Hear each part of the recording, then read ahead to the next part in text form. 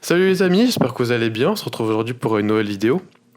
On va parler d'actualité après un mois de janvier très chargé dans tous nos sports finalement. Donc on va aujourd'hui vous présenter, vous parler plutôt, échanger autour de nos sports favoris. Donc ce sera pour moi une partie foot, pour Étienne une partie basket. Exactement. Et Cameron interviendra juste après sur la Formule 1. Donc on y va. Vas-y. Par quelle partie tu veux commencer? Foot, c'est peut-être le plus intéressant. Allez, je t'écoute, pose-moi des questions. On démarre. Qu'est-ce que tu penses de la valse des entraîneurs récemment, Mojo?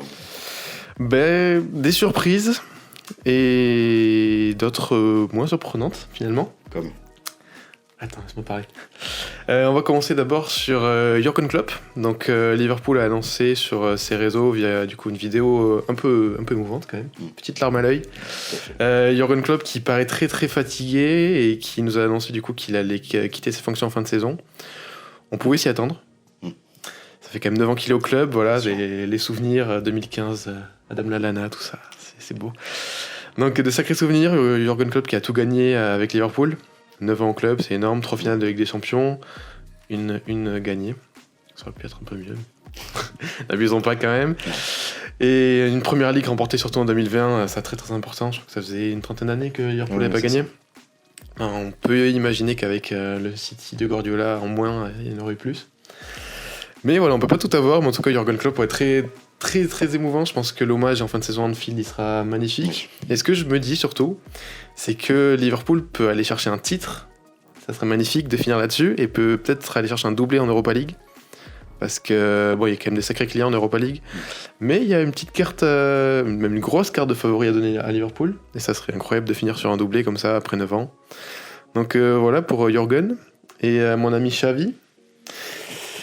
Alors, Xavi, bon là, moins surprenant on va dire. Du coup, après une énième déroute contre Villarreal, un match où tu perds 1-0 je crois, tu remontes 2-1, et tu te fais remonter derrière et tu perds 5-3 au final. Prendre 5 buts à domicile pour Barcelone, c'est compliqué. Donc ouais, Xavi qui a annoncé en conférence de presse juste après qu'il allait quitter ses fonctions en fin de saison également. Donc par rapport à Jürgen Klopp, voilà deux faits similaires avec des causes et des conséquences totalement différentes finalement. Et ouais, du coup, Xavi, on pouvait s'y attendre voilà, par rapport à l'an passé, ou ce 3-2-5 là, qui a très bien marché à court terme, mais cette année, on voit bien que le fond de jeu, tout ça, c'est plus possible. Donc une très bonne chose qui s'en aille, je pense, pour le Barça. Il faudra bien gérer son remplaçant. Tu vois qui à sa place? T'aimerais qui à sa place? C'est une excellente question. Franchement, j'ai vu pas mal de rumeurs autour de Hansi Flick. Je trouverais ça cohérent, maintenant à voir tactiquement si ça peut fitter avec le Barça. Ah, ça reste difficile au Barça. Ouais, c'est pour ça, il y a cette question-là de l'institution Barça qui est compliquée à gérer. Parce qu'à voir aussi, il y a le nom de Thiago Motta qui pourrait ressortir, là, ce qu'il fait avec Bologne, c'est incroyable. Mais pareil, est-ce que tu retentes le coup d'un coach jeune à la Xavi? Mais là où, justement, il y a ce petit truc avec Motta, où il a eu cette première expérience avec Bologne, d'un club moyen en quelque sorte, de pouvoir se tester, etc. Là où Xavi, du coup, il a eu ce passage au Qatar, mais il est direct allé dans un gros. Donc ça peut être plutôt intéressant. Un retour de Guardiola en signe ou pas? On signe tous les jours, mais j'y crois pas. J'y crois pas du tout. Voilà. Donc voilà, pour mes deux petits avis. Très bien. Petit point mercato en suivant. Bah, c'est le bazar, hein. Donc là on tourne le 2 février du coup. Donc on a eu le folklore hier soir, Saïd Benrahma, Pablo Fornals et tout ça, West Ham qui a fait les siennes. Ouais. Mais sinon, bon, on va laisser faire. Je crois que les deux clubs veulent saisir la FIFA, donc à voir où ça ira. Mais sur le mercato en général, j'ai trouvé plutôt intéressant ce mercato. Je trouve que ça s'est plutôt bien renforcé. Du moins les clubs qui avaient besoin d'être renforcés en milieu moyen. Pas forcément ce qu'on attendait. Par exemple, je pense au Bayern, qui va prendre Eric Dyer en défense. C'est un nom un peu étonnant pour un club comme le Bayern, mais pour un 4ème central, ça peut être intéressant. Et non, après, Lyon qui a fait un super mercato, franchement, chapeau. Puis des noms qui sont arrivés du jour au lendemain, je pense à Guy Sorban, personne s'y attendait, il est arrivé comme ça, franchement, très, très cool pour eux. Donc, ouais, non, même des petits cracks aussi qui ont bougé cet hiver, je pense à Arthur Vermeuren, là, le Belge qui arrive à l'Atleti. Ça, c'est un joli nom, un joli coup de l'Atleti, c'est bien qu'ils changent un peu leur politique. Donc voilà, plutôt content de ce mercato d'hiver. Au final, je vois beaucoup de personnes qui sont contre. Enfin, beaucoup non, mais il y a des rumeurs ou des avis tranchés du coup qui n'aiment pas ce mercato.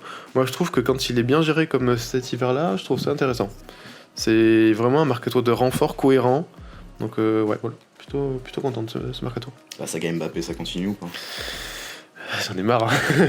Beaucoup de monde, je crois. T'en penses quoi, toi? J'ai hâte que ça se termine, surtout. Ouais. Comme tout le monde, je pense. Mais ouais, comme on disait dans dans la précédente vidéo, moi Mbappé, je pense qu'il va rester. Il y a des chances. Je le vois mal partir, surtout vu la tournure que prend le Real. J'ai du mal à le voir aller là-bas. J'ai longtemps, ça fait quelques temps quand même que j'aimerais le voir à Liverpool. Je trouve que ça fit vraiment, vraiment bien. À voir cet été, parce que Salah, il commence à prendre de l'âge un peu. Toujours performant, bien sûr, mais je pense qu'un remplacement peut commencer à arriver. Bon, ça ferait beaucoup quand même perdre Klopp et Salah en un été, néanmoins. Mais ouais, Mbappé, je pense qu'il va rester parce que c'est politique, c'est tout ce qu'on veut. Puis juste les médias, j'en peux plus. Ouais. Vraiment, c'est terrible. Ouais, c'est toujours la même chose. La CAN aussi qui est toujours en cours.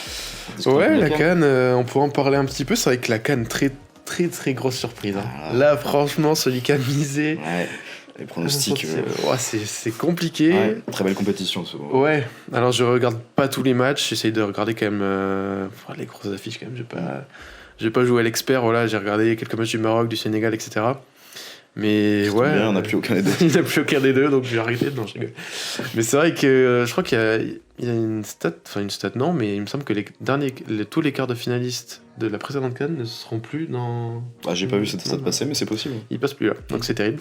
La Côte d'Ivoire qui est toujours là, qui est en train de renaître de ses cendres. Qui est peut-être le favori, je sais pas. Mais on connaît que le grand Jean-Louis Gasset, ça a été compliqué. Ça te rappelle les souvenirs, ça? Ah, Jean-Louis Gasset. Ouais, mais une CAN très très surprenante et c'est cool de revoir un aussi beau niveau de jeu en Afrique. Donc tant mieux. Ouais, c'est cool. On va basculer du coup au mois de février, on repart sur le football de club. Ouais, et comme je crois que j'ai écouté l'after l'autre jour qui disait que là on s'y retrouve plus dans les matchs de club. Tu vois, t'as l'Athletic qui joue tous les jours, t'as des matchs de coupe de la première ligue qui reprend, on suit plus rien. Ouais. Donc un peu galère. C'est dur de suivre tous les championnats en même temps, c'est toujours été compliqué. Là, ouais, en ce moment, ce mois de janvier, il est un peu corsé, donc là, ça revient. Ce dimanche-là, il y a un gros Inter Juve, un Real Atleti aussi, deux très gros matchs. Encore l'Atletico qui joue, il y en a marre. Mais ouais, et là, et surtout le week-end prochain aussi, il y aura le Real qui va à Riron, ou Riron qui va au Real, je sais plus. Mais en tout cas, le premier contre le deuxième. Peut-être un match pour le titre déjà, y crois? Ouais. Et dans 2 semaines, retour avec des champions. Ouais, et aussi Leverkusen Bayern aussi, pas oublier le week-end prochain. Et retour de la Ligue des Champions, ouais, enfin. Ouais. Ça fait plaisir. Hein. Ouais, c'est cool. Là, on va basculer sur la phase finale et ensuite, on connaît tous le programme. Hein. Euro, JO. On va s'amuser cet été. C'est une année de folie. Hein. Ah ouais. Et ouais, retour de la Champions League, on en a parlé longuement dans le Champions Preview, qui se finit mercredi prochain du coup. Ouais. Mais ouais, ça, j'ai hâte. J'ai hâte que ces 8e commencent et voilà. Puis le 14 février, on va voir qui assumera de regarder le match ou de faire autre chose. On a fait le tour ? On a parlé à ce moment-là. On a fait le tour, monsieur. Nickel.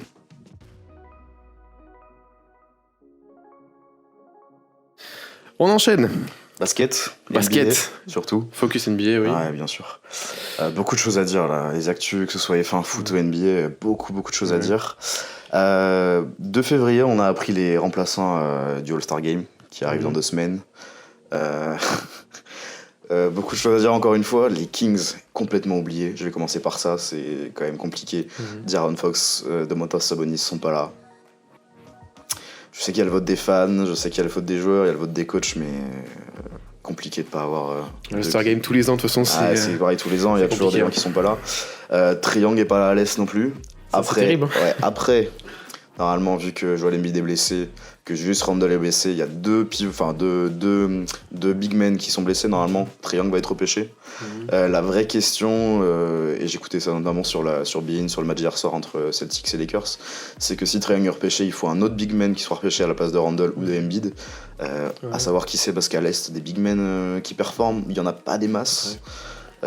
C'est dommage d'ailleurs que le format S-Ouest bloque sur ce sujet-là, puisqu'on aurait pu avoir Sabonis qui soit repris à la place de Embiid, mais ce ne sera pas le cas du coup. Voilà pour commencer sur le Star Weekend. Beaucoup de choses à dire. Moi je pense que Lillard n'aurait pas dû être là et que Trae Young aurait dû prendre sa place. Mais ça, ce n'est que mon avis. Concours de shot. C'est pas la même chose. Concours de shoot, pardon, monsieur. Petit concours de shoot, ouais, entre Stephen Curry et Sabrina Ionescu. Là, par contre, ça va être quelque chose, hein, vraiment. C'est la première fois qu'on va avoir une confrontation entre WNBA et NBA. Je trouve ça, c'est incroyable ça. Je trouve ça vraiment, vraiment phénoménal. Pareil, tous les gens de Bein disaient que c'est quand même un des sports, le basket, où c'est peut-être le plus simple d'avoir les femmes et les hommes qui s'affrontent. C'est vrai que quand tu compares à d'autres sports, c'est vrai que... Si tu prends le rugby par exemple, c'est vrai que c'est le défi physique est compliqué, mais alors en basket c'est tout de suite plus simple. Savoir que les règles seront adaptées, évidemment ce seront les règles de shoot à 3 points de WNBA pour Ionescu, et ce sera le shoot de 3 points pour Curry. Ouais. À savoir que Ionescu est la record woman de points sur un concours de shoot à 3 points. Elle a réussi 20 shoots consécutifs. C'est costaud. Ouais. Donc ça va être très très grand. Steph Curry aura du boulot. Si Ionescu gagne, ça va être quand même mémorable, ça va être hyper intéressant. Moi je prie que ça arrive, même si j'aime beaucoup Stephen Curry. Mais pour l'histoire, ça peut être symbolique. Pour la reconnaissance de WNBA, pour beaucoup de choses. Moi j'espère que ça arrive parce qu'il faut. La NBA c'est un show, etc. Donc ça compte là-dessus. Je rebondis aussi puisqu'on aura quand même Bilal Koulibaly et Victor Wembanyama au Rising Star Challenge au week-end On All-Star. en parle pas assez de Wemby. Qu'est-ce que t'en penses? Des gens parler de lui comme potentiel remplaçant, je trouve que c'est un peu prématuré, il fait pas le cut. Ouais, je suis d'accord. Il est quand même dans une équipe où c'est très compliqué, on dénigre un peu Trae Young sur le bilan de son équipe et sur le niveau de jeu, donc difficile d'envoyer Wemby, surtout à l'ouest, à la place d'un big, sachant que Sabonis c'est pas là. Juste parce qu'il a un bon niveau de jeu. Alors son mois de jeu en est phénoménal, il est à 23 points, 9 rebonds, 3 blocs je crois.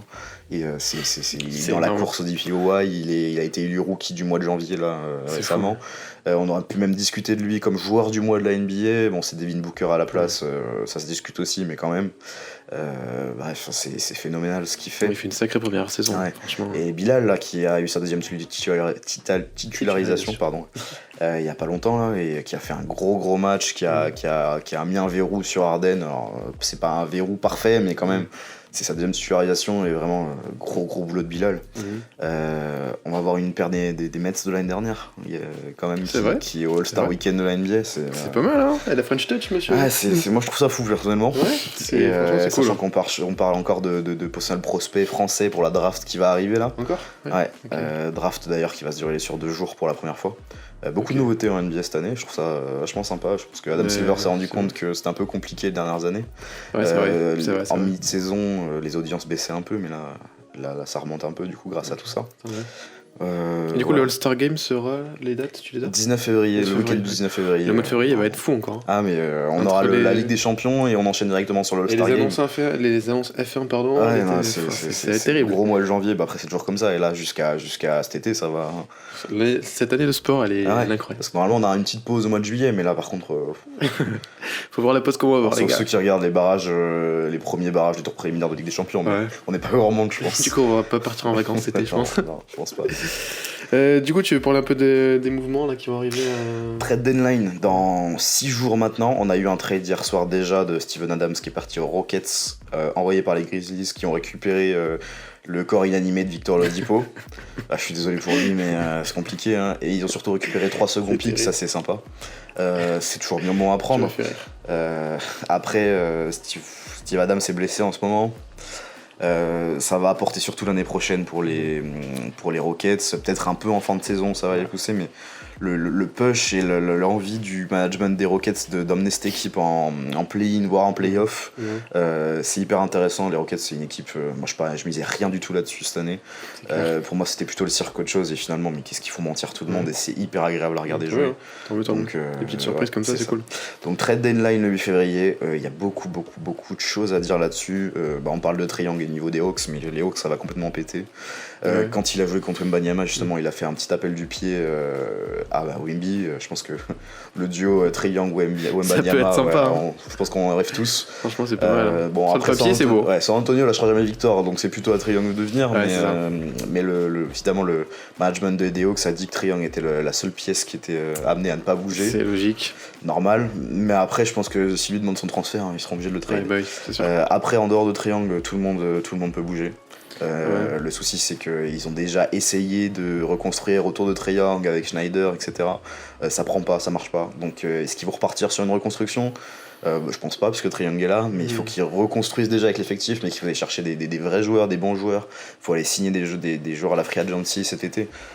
Sacré boulot, quoi. Ah, c'est un bourbier là, vraiment, ça commence à être compliqué, ça sent mauvais et on va diriger tout droit, je pense, vers une demande de trade de Trae Young, à mon avis. Je sais pas si ce sera cet été ou l'année prochaine, etc. Mais j'ai du mal à croire que ces Hawks vont pour les Spurs, ce serait pas mal, hein. Ouais, mais t'envoies quoi en échange? C'est aussi ça la question. Donc là, c'est un dossier qui est vraiment compliqué chez les Hawks.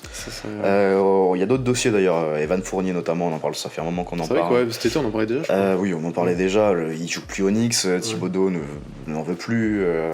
Il a eu quelques minutes par-ci par-là, mais c'est vraiment très rare. Et comment ça se fait du moins Il a signé un contrat parce qu'il voulait jouer au Knicks depuis longtemps, mais il a pas sa place là-dedans. Thibodeau, c'est un basket très défensif.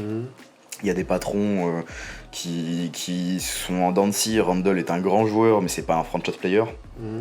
Du coup, quand Evan Fournier est un peu moins adroit, ça se voit tout de suite, puisque parfois l'équipe entière est en dessous, etc. C'est un patron et un vétéran qui ne remplit pas son rôle, je pense, aux yeux de Thibodeau. Puisque c'est pas un vétéran qui est payé au minimum vet, c'est un vétéran qui est quand même payé 19 millions, si je dis pas de bêtises, donc c'est quand même quelque chose. Il faut l'envoyer quelque part. Evan Fournier n'est plus un titulaire en NBA, honnêtement, faut le dire. Même dans des petites équipes, il serait sans doute titulaire à San Antonio par exemple, mais je veux dire, pour aller plus loin en playoff, c'est plus un titulaire. Mais par contre, ça peut être une très bonne option pour sanctionner sur le banc. Ça peut apporter, sûr. 6, 7, 8 options, ça peut être très bien sur un roster resserré en playoff.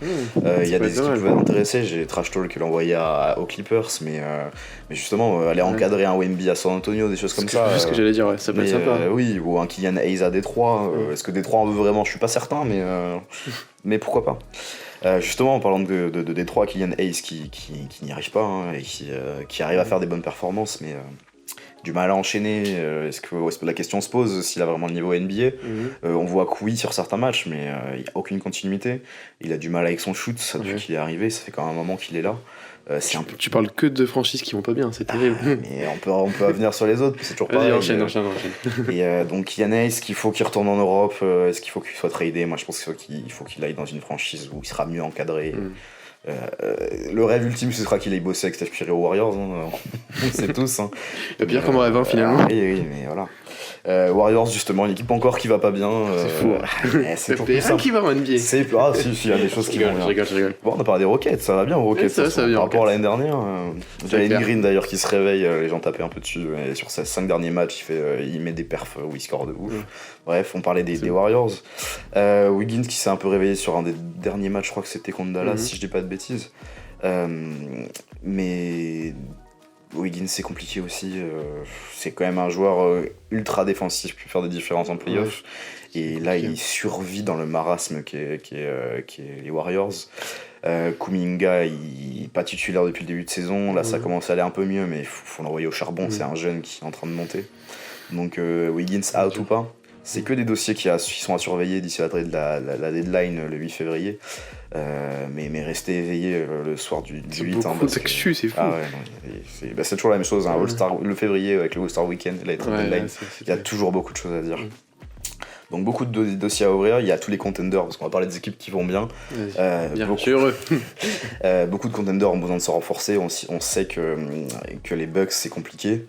Notamment avec Doc Rivers. Alors ça, c'est un choix de coach... c'est Doc Rivers, quoi. Et j'ai déjà vu sur Twitter... balance. Sur Twitter, ça commence déjà à compter le nombre de victoires depuis que Doc Rivers est sur le banc des Bucks. Pour l'instant, il est en 0 victoire, 2 défaites. Donc il y a moyen de s'amuser un peu. C'est pas mal. Après, connaissant Giannis, je pense qu'ils vont finir par gagner. Logiquement, oui. Vu l'effectif, bon. Lillard va se réveiller en fin de saison, il le fait toujours. Quand il va éliminer Boston sur un shoot à 3 points en Game 7, on parlera peut-être un peu moins. Ça fait mal de dire ça. Ah, ça fait mal de dire ça, sinon Boston, parlons de Boston justement, qui a un banc qui performe assez bien. Hier soir contre les Lakers, c'était compliqué. J'ai regardé le match, c'est dur. C'était les 5 majeurs en plus là qui fonctionnaient pas. Le banc, ça allait un peu mieux, mais il y a quand même il y a peut-être un joueur, peut-être pas un 6ème homme, mais un 7ème homme à aller chercher à deadline. Confiance totale en Brad Stevens, qui prouve depuis qu'il est là qu'en tant que GM, est capable d'aller chercher des joueurs et faire des sacrifices sans problème. Qu'est-ce qu'on peut dire, parler de quelle équipe encore Les Lakers, t'en parlais un peu? Lakers, il y a beaucoup de choses à dire. Hier, ils ont bien joué. LeBron n'était pas là, Davis n'était pas là, et pourtant, les remplaçants, ça a joué, surtout contre Boston, et à Boston en plus. C'est vrai. Je comprends pas trop cette équipe. C'est un peu compliqué à dire. Je pense que. Je t'envoie au charbon là. Ah, mais je pense que LeBron a un peu lâché Darvin Ham. Et je pense qu'il aimerait bien que ça change de coach. Ouais. Le reste de l'équipe, je suis pas certain. Du coup, je pense qu'hier, ils se sont donnés. Donc, à voir pour les Lakers. Mais ouais, c'est pareil, c'est compliqué. Les Lakers, de toute façon, les franchises avec LeBron ou LeBron joue, c'est toujours compliqué. C'est sûr. Et est-ce que t'attends du coup des gros moves à venir d'ici le février Des moves de gros joueurs, vraiment. Pas forcément de gros joueurs, tu vois, mais. Qu'est-ce qu'on peut attendre en début de saison, on parlait de Embiid, là il est blessé, vu la saison qu'il fait, bon il bougera pas, c'était plus du fantasme qu'autre chose pour les places de bouger Embiid. Certains parlent de bouger Randle à New York, pareil il est blessé donc ça va être compliqué. Le souci de Randle c'est que c'est pas un franchise player, et du coup il n'y a pas de franchise player à New York, sauf peut-être Brunson, mais j'ai du mal à croire que ce soit un franchise, c'est plus un lieutenant. Si vraiment les Knicks veulent aller chercher le titre, ce sera pas avec Randle, ça c'est sûr. Donc, mais c'est pas à la deadline cette année qu'ils vont aller chercher un gros joueur. Ce sera plus cet été ou l'été. Après, les Knicks, New York, c'est un marché qui attire, donc je me fais pas de soucis pour eux. Après avoir assis avec Thibodeau, tu vas au bout, parce que Thibodeau, compliqué d'aller au bout à chaque fois. D'autres marchés, Miami, ils ont allé chercher Terry Rozier à pas longtemps. Qu'est-ce qu'il leur faut de plus? De toute façon, eux, ils sont capables de se réveiller en playoff et d'aller au bout. Ils sont allés en finale contre Denver. Il n'y avait pas photo, Denver était meilleur, mais ils ont quand même battu les Celtics à l'Est. Solide l'an dernier, Miami. C'est cette franchise renaît de ses cendres. De toute façon, les équipes avec Butler, c'est toujours comme ça. Moi, au grand respect sur Spoelstra, Adebayo, Butler. Donc, pas grand chose à dire, je sais pas s'ils vont aller chercher quelqu'un. Mais on a fait le tour, il y a sans doute beaucoup de choses à dire encore. Il y a le contrat de Davis Bertans qui pèse sur les finances d'OKC, qui ont essayé de le trade, mais à voir si OKC va enfin lâcher des pics, ça m'étonnerait, mais je pense que c'est le moment un peu de lâcher des pics pour récupérer du joueur, parce que pareil, avec la forme de Shai Gilgeous-Alexander, de Chet Holmgren et tous les soldats qui sont derrière, là, je pense que c'est le moment d'aller en finale de conf et de montrer à la NBA que c'est plus une équipe de rookies ou de sophomores et que là maintenant il faut compter sur eux, mais une finale de conf pour OKC là ce serait vraiment une réussite, et arriver l'année prochaine en disant bon maintenant les gars on s'est bien marré l'année dernière, on s'est développé, là on va commencer à lâcher du pic et récupérer des joueurs et on va tous en faire mal, c'est ça. Sacré tour, il y a beaucoup de choses à dire. Moi, je pourrais parler de la trade deadline pendant des heures. On va voir ce que ça donne. Si ça se trouve, il n'y aura aucun mouvement, ça m'étonnerait, mais ça peut arriver aussi. Les trade deadline où il ne se passe pas grand chose, on en a déjà eu. Mais voilà, on pourra en parler. Voilà.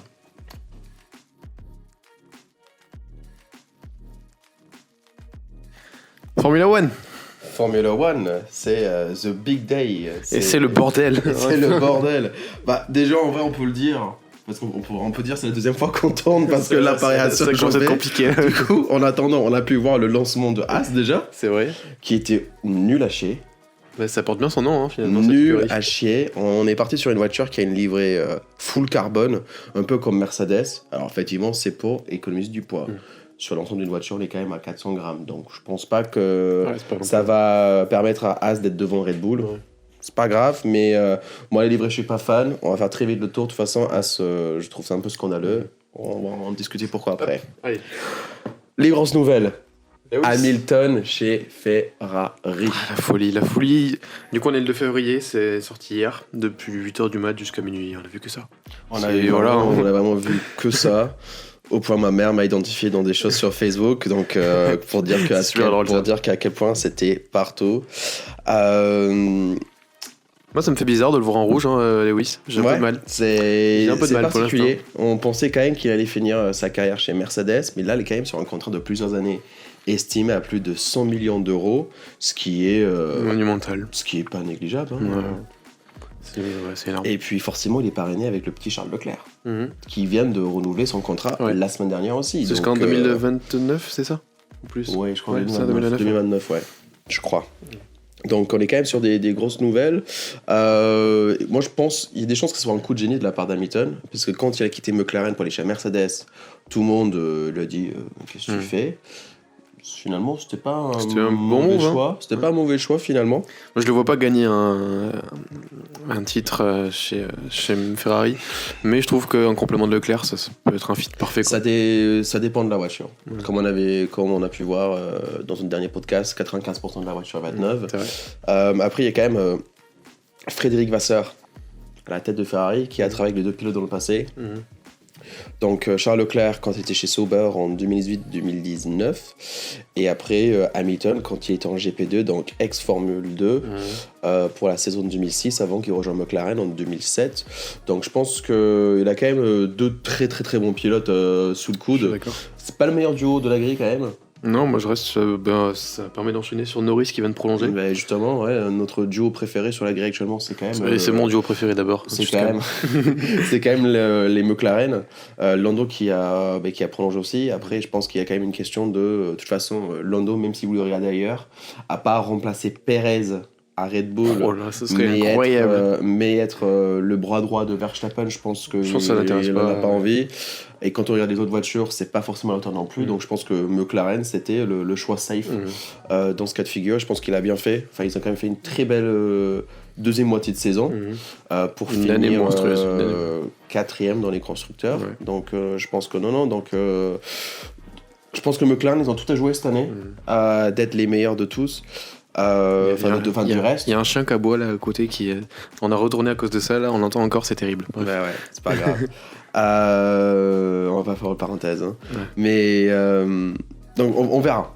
On verra. Peut-être est-ce que McLaren peuvent devancer Red Bull cette année. En tout cas, Moi, quand j'aimais on regarde une- les progressions sur la saison, McLaren, ils ont rattrapé une seconde relative à Red Moi Bull. je mets une petite piécette là-dessus, un McLaren meilleur constructeur cette année. On en parlera plus tard, hein, mais Ce serait incroyable. ça serait incroyable. Ce Mais serait je mets incroyable. peut-être parce que Perez sur la fin de saison quand même, on voyait qu'il était pas sur la pente descendante, mais c'était moins bien. Bah, la fin de la saison était meilleure. Ouais, Pas mais terrible, l'année au mais global elle était quoi. meilleure. Mais l'année en général, oui, elle était en descente totale. Ouais. Moi, mon petit prono, déjà, je sais qu'on va faire un podcast sur les pronos plus tard, mais moi, mon prono pour la saison, c'est Perez qui se fait remplacer par Liam Lawson je suis d'accord. en milieu de saison. Je suis d'accord. pense que ou Liam Lawson rejoint AlphaTauri, enfin, non, pardon. C'est quoi? C'est Visa Cash App Racing Bulls. C'est vrai. Carb, RB, ce que tu veux. C'est vraiment le nom pourri. C'est le maillot avec plein de logos. C'est vrai dessus. qu'il y a eu ça entre le dernier podcast. Il y a Ouais, eu Yes. V-Carb qui est sorti. C'est vrai. Vous préférez quoi, ça ou Steak F1 Team? C'était F1 direct. Moi, C'est plus simple à retenir, court, déjà. hein. C'est court. Ok, ça c'est sur les actus pilotes aussi, ce qui a un truc significatif cette année aussi, c'est qu'il y a, tu disais combien, 9 contrats qui se terminent 13 contrats qui expirent en fin de saison, donc Bah, des mouvements à prévoir quoi. Bah, de toute façon, déjà, on sait que Sainz, ça bouge. Ça bouge. Donc, Sainz, persuadé qu'il va partir chez Sauber, Sauber, qui ouais. devient Audi en 2026 parce qu'il vient de motoriser, devient fabricant moteur en Formule 1. Pourquoi ce lien? Parce qu'il faut savoir que Carlos Sainz Senior, donc le père de Carlos Sainz Junior, court au Rallye de Dakar dans une Audi e-tron. Qu'il a gagné d'ailleurs. Qui a gagné d'ailleurs. Qu'il a gagné. C'est quoi? C'est la 5e fois qu'il a gagné. J'ai pas la stat. Hein. Ok, c'est J'ai pas je crois que c'est la 5e fois. Et qui est sponsor Red Bull d'ailleurs. Bizarre. Ouais, tiens. Donc je pense que lui, par le biais d'Audi, il sera pris chez Audi. Par le biais d'Audi, il sera pris chez Audi. Oui, on a compris. On a compris. Mais de toute façon, Audi a exprimé l'envie d'avoir un pilote allemand. Ok. Donc, Mick. Schumacher ou Sébastien Vettel. Moi, je parie là-dessus. Il est trop heureux. Mais moi, ça serait la folie totale, mais parce qu'il a déjà montré l'envie de revenir. Il a dit qu'il était présent au Grand Prix de Japon l'année dernière. Il a dit, ça me manque la Formule 1. Je pense que ça pourrait revenir, un peu une retour, Le comeback de Vettel, ce serait fou. Ouais, mais je pense que ce serait un peu comme un retour à la Mick Schumacher. Ouais. Par Michael Schumacher, pardon. C'est pas les mêmes. C'est pas les mêmes. Donc ça pourrait être très intéressant à voir. Mais en tout cas, pour remplacer Hamilton, moi je mise tout sur Alexander Albon. Je sais que tu avais parlé de Ocon auparavant. Ocon à voir, mais comment d'en discuter? Est-ce que Alpine voudra garder ce duo français très, c'est marquant pour l'écurie quoi. Est-ce qu'ils voudront le garder? La moitié de l'écurie est quand même en Angleterre. Certes, mais après, ce qu'on peut se dire aussi, c'est qu'Ocon pourrait bouger potentiellement parce qu'il y a quand même pas mal de pilotes français en F2 qui sont très pertinents. on a quand même Victor Martins qui est en F2 cette année et qui a fait sa saison de rookie l'année dernière qui était très très très fort. Et puis on a Théo Porcher qui a gagné la F de l'année la saison dernière, donc qui n'a pas de place cette année, mais qui est... Bah oui, parce que ça remet des roues dans les bâtons, parce qu'en fait, de base, Théo Porcher devait rejoindre Sauber l'année prochaine. Du coup, il y a quand même beaucoup d'interrogations chez Sauber, en fait. C'est ça. Entre Carlos Sainz, Valtteri Bottas, qui est sûrement parti à la retraite, moi je pense que c'est le plus logique, et Guan Yu Zhou. Alors est-ce qu'on va avoir Carlos Sainz qui rejoint Sauber et Théo Porcher qui prend la place de Guan Yu Zhou? Ou est-ce que Théo Porcher, il va devoir aller chercher ailleurs. Il y a beaucoup d'interrogations. Je pense que les 2 prochaines années pour Sauber et Audi, ça va être vachement intéressant. Ça va faire bouger un peu toutes les autres écuries autour et tout. Ça va faire bouger tout le monde après. Hein. Parce qu'après, si Albon il part chez Mercedes, ça veut dire que Williams doit aller chercher quelqu'un d'autre. Peut-être qu'il prendra un junior Mercedes, ce qui pourrait être logique. Il y a beaucoup de juniors quand même en F2 qui sont chauds. Parce que tu as Frédéric Vesti qui est très très fort et qui fait partie, qui est un très bon élément du programme junior de Mercedes. Donc ça a beaucoup bougé cette année en Formule 1. Ça va être très intéressant. Bon, après de toute façon on en parlera au fur et à mesure de la saison. Voilà, c'était un petit point pilote. Pas rapide, mais voilà, bien animé par l'actu de Lewis. Exactement. Et ensuite, on a 2 grosses actus quand même qui ont un peu marqué ce mois de janvier. Qui m'ont agité, et sûrement. Et là, il va être en forme. Hein. On commence par quoi? Cadillac, pour qu'on démarre? Allez, autant de mettre de mauvais pieds, on va commencer par Cadillac. Pour ceux qui sont pas au courant, Cadillac devait faire un partenariat avec Andretti pour rejoindre la Formule 1 en 2026. Andretti, qui est une entreprise de sport automobile aux États-Unis, qui est très très connue pour l'IndyCar, pour plusieurs championnats, et dont l'un des fondateurs, Mario Andretti, a parcouru en Formule 1 pendant les années 80 voire 70, donc c'est quand même quelqu'un qui se connaît bien, et c'est quand même une entreprise qui a beaucoup de succès aux États-Unis. De la même manière que Haas, Haas finalement c'est Gene Haas qui a créé l'écurie là-bas avant de le transporter en Formule 1. Donc Andretti, ça va être un peu un délire similaire, qui voulait faire un partenariat avec Cadillac qui voulait devenir fournisseur moteur pour le partenaire Andretti. C'est important ça. Mais tout ne se passe jamais comme prévu, bien sûr. La FIA, donc, qui a approuvé la demande de Cadillac et Andretti pour rejoindre la Formule 1, lorsqu'ils sont rentrés dans la phase de négociation avec la FOM et Formula One Management, donc, ça regroupe donc, les managers de la Formule 1, mais aussi les écuries, les négociations sont tombées à l'eau. Pourquoi? Parce que Formula 1 dit que Cadillac et Andretti vont bénéficier plus du partenariat que Formule 1 va en bénéficier, c'est-à-dire que ça va apporter beaucoup plus de visibilité, beaucoup plus de marketing et de merchandising à Cadillac Andretti que pour la Formule 1. Comme quoi que l'argent fait tourner le monde, malheureusement. C'est quand même dommage parce que la FIA valide quoi. C'est ça, et puis c'est un peu eux qui ont les mains sur l'affaire. Mais aussi que tu as quand même question de... les autres écuries, donc les 10 écuries existantes, devraient partager les gains avec le 11e. Alors c'est quelque chose qu'on a vu en 2010, 11, 12, 13 avec 12 écuries et jusqu'en 2016 avec 11 écuries. Mais c'est... Sachant que, ok, tu divises tes parts, mais est-ce que si ça augmente les revenus à côté, au final peut-être que tout le monde est gagnant? Alors a priori oui, mais le problème c'est que Formula One Management prend tellement un gros part que ils prennent 45% de l'ensemble. Il y a que 55 qui divisent entre 10 écuries. Après je pense que pour les grands comme Mercedes, Ferrari, McLaren et Red Bull, ça pose pas trop de problèmes. Surtout quand on regarde du côté de Williams, de Haas, de AlphaTauri et de Sauber, là effectivement c'est le moindre point peut leur faire gagner 5 voire 10 millions de dollars de plus pour financer la prochaine saison. Donc ça c'est quelque chose qui est assez problématique, et à ce niveau-là je pense que les négociations sont un peu tombées à l'eau. Ce qui est vachement dommage parce que 11 écuries en Formule 1 aujourd'hui, je pense que ce serait pas mal de et puis surtout qu'il y a au sport. De pilotes de plus en plus qualitatifs, il y en a fait en quantité en plus. On est aujourd'hui, le talent il est là. C'est ça. Clairement. Ce serait pas illogique quoi par exemple tu as une Coupe du Monde qui augmente en participants, une Ligue des Champions aussi qui a été réformée pour augmenter le nombre de participants. Je trouve que le sport se démocratise, les moyens ça évolue, donc c'est logique de... C'est exactement ça, et puis... Il y a de plus en plus de monde capable de... Et puis il faut pas oublier qu'on a quand même 3 grands prix aux États-Unis, alors que là on a eu quand même une partenariat full américain. Donc déjà pour le sport, aux États-Unis, le Formule 1 aux États-Unis, ça aurait été un grand avantage, sachant que Liberty Media, les gens qui détiennent les droits de Formule 1 Management sont américains aussi. D'ailleurs, leur fortune vient de sortir, 308 milliards de dollars, la fortune de Liberty Media.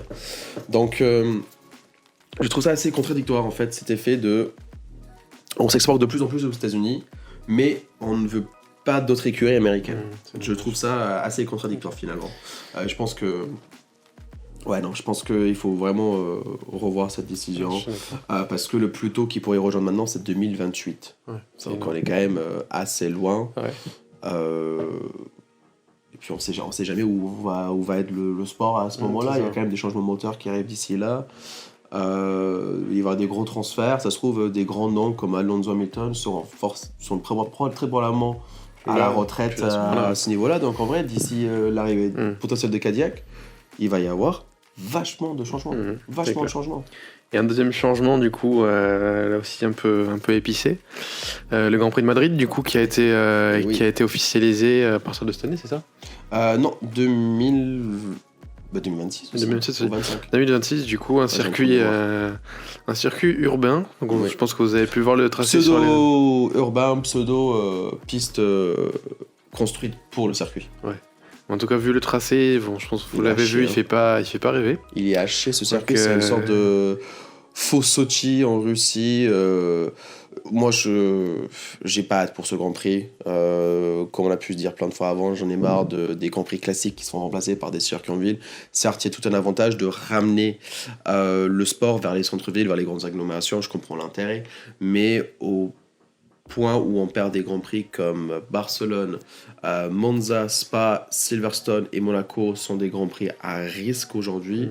Je suis pas du tout pour, sachant qu'on a des Grands Prix comme Miami qui sont nuls à chier, Qatar qui est nul à chier, Bakou qui est plutôt pas mal, je le garderai. Bakou est pas mal. Mexique, je le ferais sauter, mais bon, il y a Sergio Perez, donc peut-être pour un coup de marketing, tu vois, ça sert. Hein. Mais il y a quand même certains Grands Prix que je ferais quand même sauter, tu vois. Surtout que la F1, c'est un sport qui se construit pas à base de nostalgie, mais à base d'histoire qui se passe dans les circuits. Il y a toute cette dimension-là et qui est quand même... Ça serait pas le problème, on la perdrait pas, mais c'est un peu un remplacement étrange. Ce qu'on a, c'est qu'aujourd'hui, on n'a plus de Grand Prix d'Allemagne, on n'a plus de Grand Prix en Malaisie, en France aussi, forcément. On aimerait bien avoir un Grand Prix en Amérique du Sud. Après, la FIA... En Afrique du Sud. Après, la FIA a dit qu'on n'est pas contre que le Barcelone reste. Mais bon, ça voudrait dire qu'il faut sauter notre Grand Prix parce qu'on veut limiter à 24 Grands Prix par saison. Et là, on est à 24. Donc, non. Et je crois que de toute façon, le contrat de Barcelone finit en 2026. Donc, je pense à ce moment-là qu'il y aura le relève de Madrid. Moi, franchement, je suis dégoûté. J'en ai un peu marre de ce côté... mettre des Grands Prix dans des villes qui sont prêts à payer 100 millions par Grand Prix, tout ça. C'est énorme. Alors effectivement, Vegas, ce qui est intéressant, c'est que le Grand Prix a rapporté plus de 1,5 milliard de dollars à la ville. Ce que je trouve sympa à Vegas, c'est que ça colle bien à la ville, en fait, cette image du Grand Prix urbain. Puis ça colle à l'atmosphère de la ville. Le spectacle à l'américaine, tout ce qui a été fait. Show-là. Ce côté show était très, très, très réussi. Mais en soi, le circuit n'est pas une grosse réussite. C'est ça. Mais je trouve que pour Vegas, ça va. Ça me dérange pas. Ça me dérange moins que d'autres. Voilà. Mais ça me dérange quand même. Et une petite bonne nouvelle quand même. C'est vrai qu'il y a une très bonne nouvelle qui est sortie ce matin. C'est Suzuka qui a été prolongé pour 50 plus, donc jusqu'en 2029. Après, bon, je pense que le choix est plutôt logique dans le sens où c'est quand même un Grand Prix qui plaît à beaucoup de pilotes, notamment Sebastian Vettel d'ailleurs. Et que c'est quand même un Grand Prix qui a beaucoup de spectacles. Les fans là-bas sont incroyables. Il y a toujours une ambiance de dingue. Même s'il faut se lever à 7h du matin pour le regarder, c'est toujours un Grand Prix qui est excitant, qui a beaucoup de spectacles, il y a beaucoup de dépassements, il y a beaucoup de choses à voir. Donc j'ai eu tout à fait intérêt de le garder. Après, c'est aussi le circuit appartient à Honda aussi. Donc je pense que vu qu'ils ont quand même les doigts un peu encore dans la Formule 1 au niveau des moteurs et tout. Il y a un petit intérêt par là. Exactement, il y a un petit intérêt à regarder à ce niveau-là. Ok, un bon petit tour des actus. Ouais, franchement, il y a pas mal de trucs. Pas de façon, à partir d'aujourd'hui, comme on vient de voir, il y a As. Là, ces 2 prochaines semaines, on a 9 autres sorties de voitures. Je crois que le prochain, c'est dès lundi. Oui, dès lundi avec Williams et Stake F1 Team. Ok. J'ai toujours du mal à dire ce nom, mais ça passe un peu mieux maintenant. Et après, on va clôturer avec, je crois que Red Bull, c'est le dernier. Ouais, je crois, ouais. Ouais. Le Saint-Valentin, on aura Mercedes, McLaren. La veille, on aura Ferrari, logiquement. Ferrari. Et la veille de Ferrari, on aura Moi, je vais pas te dire. Aston Martin. Aston Martin. Et même la semaine prochaine, on va avoir quand même Alpine. Donc, ouais, Ça va sortir, ouais. Ça a bougé très très très vite. Et ensuite, on enchaîne directement avec les essais de pré-saison à Bahreïn, qui finissent une semaine avant le Grand Prix. Donc je pense qu'on essaiera de faire un petit podcast en ce moment-là, voir nos pronostics déjà de la saison. Je sais que tu en as parlé vite fait tout à l'heure. Et Exact. puis voir où est-ce qu'on va se retrouver cette saison en Formule 1. Je pense que la grille pourrait être plus rapprochée pour Ouais, de j'espère. nombreuses raisons. Mais sur la fin de saison, on voyait un peu de. Bon, Max était devant quand même, mais. Mais c'était Ça quand même. commence, la concurrence revenait bien, quoi. Max, il devait quand même creuser un peu plus loin au qualif et les premiers tours de course. Je suis d'accord. Donc en vrai, non, il y a beaucoup de potentiel. Ok. Donc, voilà. Gros planning F1, c'est vrai que l'intersaison Ouais. est assez chargée.